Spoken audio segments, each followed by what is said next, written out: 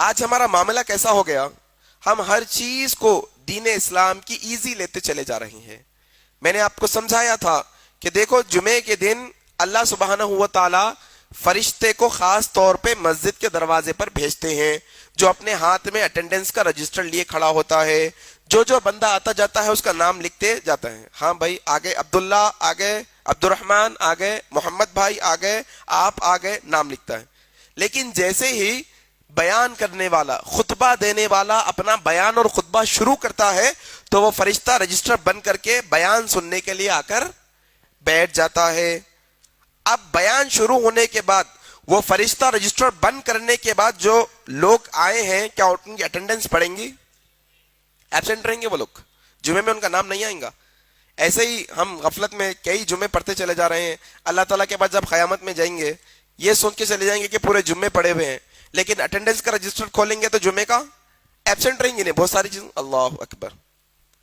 آج یہ مسئلے کے اندر ہمیں ایک چیز سمجھنے کی ضرورت ہے، اللہ سبحانہ و تعالیٰ نے جمعہ کی اہمیت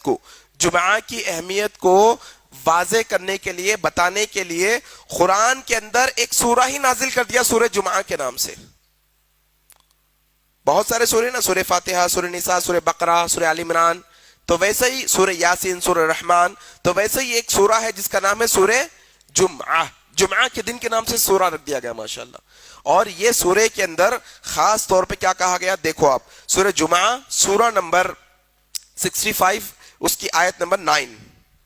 اللہ تعالیٰ اس میں کہتے ہیں اعوذ باللہ من الشیطان الرجیم، یا ایہا الذین آمنوا اذا نودی للصلاة من یوم الجمعہ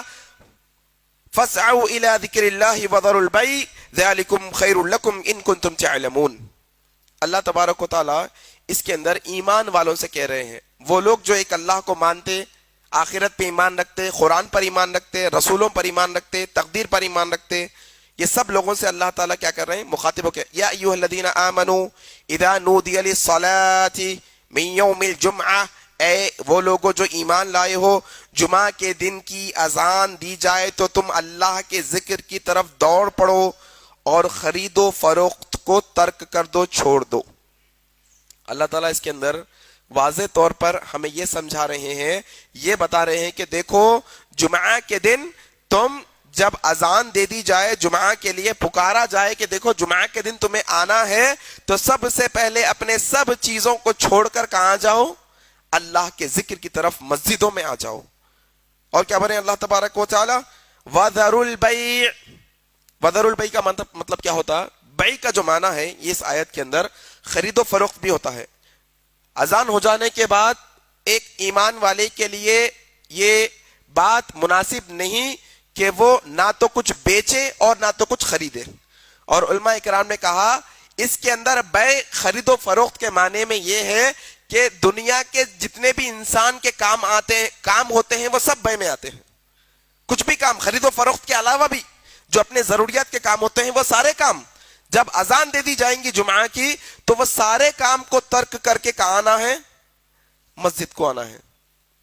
اور اس کے بعد اللہ تبارک و تعالیٰ آگے کے آیت میں بول رہے ہیں جب جمعہ ختم ہو جائے تو پھر تم اللہ کے راہ میں نکلو اور رزق تلاش کرو تم۔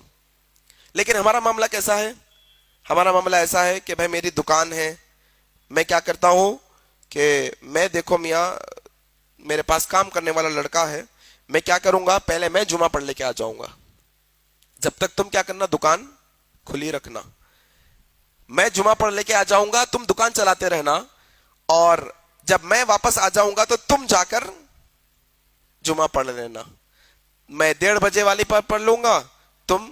2 بجے والی میں پڑھ لینا۔ اذان ہو جانے کے بعد، جمعہ کے دن بلائے جانے کے بعد، یہ ہمارے لیے مناسب نہیں کہ ہم اپنی دکانوں کو کھلی رکھیں یا ہمارے ذاتی کاموں کو ہم جاری رکھیں۔ میرے بھائی ہمارے زندگی کا مقصد خرید و فروخت نہیں، ہمارے زندگی کا مقصد بزنس نہیں، ہمارے زندگی کا مقصد وما خلقت الجن والانس الا لیعبدون، ہمارے زندگی کا مقصد یہ ہے کہ ہم اللہ کی عبادت کریں۔ اور یاد رکھیے اگر آپ یہ سمجھتے ہیں کہ آپ اللہ کے حکم کی خلاف ورزی کر کے دکان کھلی رکھ کر کچھ بزنس کر لیں گے تو اللہ کی قسم ایسے تجارت اور بزنس میں اللہ برکت عطا نہیں کرے گا، یاد رکھنا۔ اگر آپ اللہ کی خاطر جمعہ کے دن اذان ہوتے ہی اپنی دکان کو بند کر دو گے, اپنے ذاتی کاموں کو ترک کر دو گے اور جمعہ کے دن آ جاؤ گے, تو اللہ سبحانہ و تعالیٰ تمہاری روزی میں برکتیں بھی عطا کرے گا. پھر اس کے بعد